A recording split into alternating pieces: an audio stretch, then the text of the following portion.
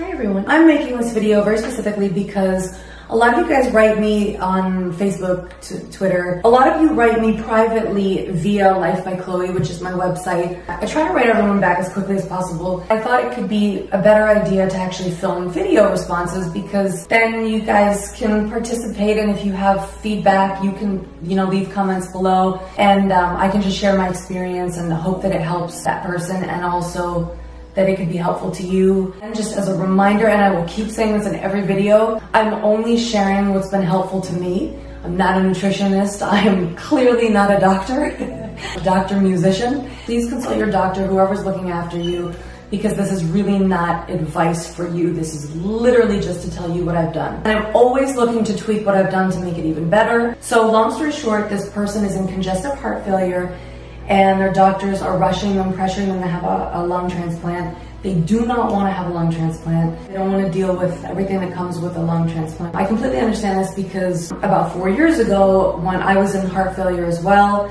and my pressures were at 180, and I had the same response. All the doctors were panicking. They said, you have to have a double lung transplant.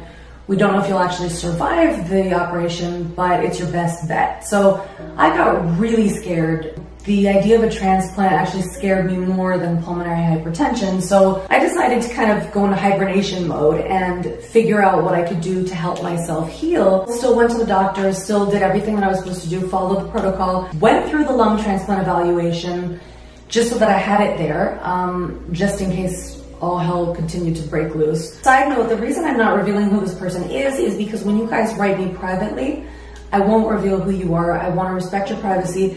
I know these are major issues, and I don't just want to put your names out there. So if you ever want me to say who you are, then just let me know somehow in a comment or in an email. So this person's now bedridden, congestive heart failure. Their PH center is 4 hours away. So in my last email to them, I just kind of described what I went through at that time and how when I was being pressured to do a lung transplant, I decided to go into hibernation mode and do everything I possibly could in my power to get better, which included changing my diet, changing my exercise. And my exercise, by the way, when I talk about that, is me walking to the bathroom. Like, I was so short of breath that I'd get to the bathroom and it was like, so it was really bad. I feel like when people are rushing you and you're in panic mode, at least for me, it was really helpful to actually take my time. My father's always told me that. He's like, when you feel the most pressured and the most rushed, that's when you need to take your time the most. I don't know if that's advice I can give anyone else because I really don't know what your state is. I'm not a doctor, cannot give you real advice. But for me, it was so helpful to just take my time. And with time, I got better and I was able to make these changes. And when you make these changes, the changes are not drastic. The changes are drastic because you're going from eating processed food to kale, but it's not like you get better the next day. It takes a long time because your body needs to readjust. So their question to me now, which I have down here, is about Tyvaso and whether they think Tyvaso was helpful. It apparently was not helpful for them. When I was first diagnosed, I felt like nothing was helpful. I take that back. The only thing that I actually really felt was helpful was prednisone. I have some inflammatory condition that nobody has been able to diagnose yet, and I have had lung pain prior to being diagnosed for 5 years. It was so intense. And I was coughing, and I coughed so hard because of the inflammation that my left vocal cord became permanently paralyzed, and so many things were happening. And when I took massive doses of prednisone, I was like, this is insane. I would wake up in the night because I didn't have pain, and I was like, what is this feeling of lack of pain?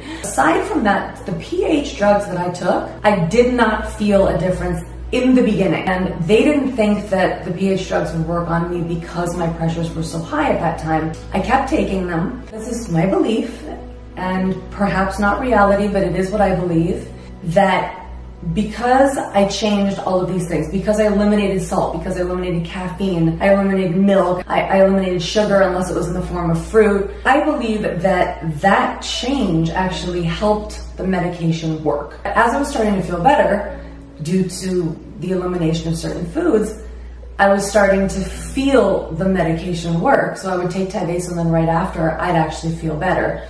This person who contacted me also mentioned that they like going out to dinner, and they like going out with their family, and they like eating whatever food they want to eat. And I would say food contains sodium, but if you can eliminate actual salt So don't add any salt to anything. If you're able to just remove salt, remove processed food, remove inflammatory food, remove sugar, stick to vegetables, stick to fruits, stick to simple food right now. Remove caffeine, remove alcohol. And I don't want to like tell you what to do, but these are things that I did and I noticed such a difference. As I always say, I never know what's going to happen tomorrow with regard to my health, but I do know that today I am so much better than I was 4 years ago when I couldn't even move.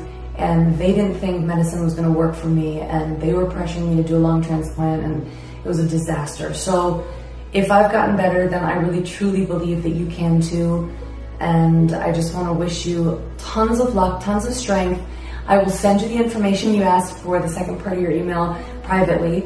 And that's it. So I hope this video has been helpful to all of you guys. I'll be making more of these kinds of videos. I hope you enjoyed watching, and I will see you soon.